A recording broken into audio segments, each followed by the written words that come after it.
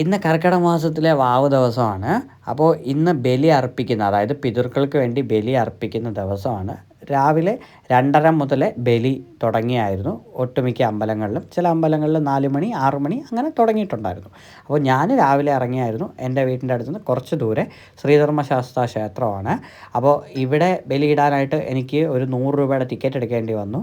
എന്നിട്ട് അമ്പലത്തിനകത്തുള്ള ബലി തന്നെ ഞാൻ കയറി. കാരണം രാവിലെ ആയതുകൊണ്ട് അമ്പലം ഡയറക്റ്റായിട്ട് കോർഡിനേറ്റ് ചെയ്യുന്ന ബലിയിലേക്ക് പോയി ഇടാനുള്ള ഒരു ഭാഗ്യം ലഭിച്ചു. പക്ഷേ ആ അമ്പലത്തിൻ്റെ ചുറ്റുപാട് ഒരു അരുവി ഒഴുകുന്നത് കൊണ്ട് അവിടെ ഒരുപാട് അമ്പലത്തിൻ്റേതല്ലാതെ സെപ്പറേറ്റ് ആയിട്ടിരിക്കുന്ന പൂജാരിമാർ ഇരുന്ന് ബലിയുടെ കാര്യങ്ങളൊക്കെ പറഞ്ഞു കൊടുക്കുന്നുണ്ട്. അവിടെ ഒരുപാട് പേര് ബലിയിടുന്നുണ്ടായിരുന്നു. പക്ഷേ അമ്പലത്തിലിടുന്നതാണ് ഏറ്റവും പ്രാധാന്യമുള്ളത്.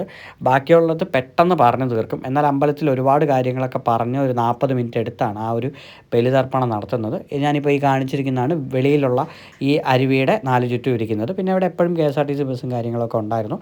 നല്ലൊരു എക്സ്പീരിയൻസ് ആണ്. ഞാൻ കഴിഞ്ഞ 25 വർഷമായിട്ട് ബലിയിടാൻ തുടങ്ങിയതാണ്. അപ്പോൾ നിങ്ങൾ എത്ര പേര് ബലിയിട്ടു? നിങ്ങൾ ഈ കർക്കിടക വാവിനെല്ലാം കറക്റ്റായിട്ട് ബലിയിടാറുണ്ടോ? ഇവിടെ ഒരുപാട് അമ്പലങ്ങളുണ്ട് തിരുവനന്തപുരത്ത് ബലിക്ക് മാത്രമായിട്ട്.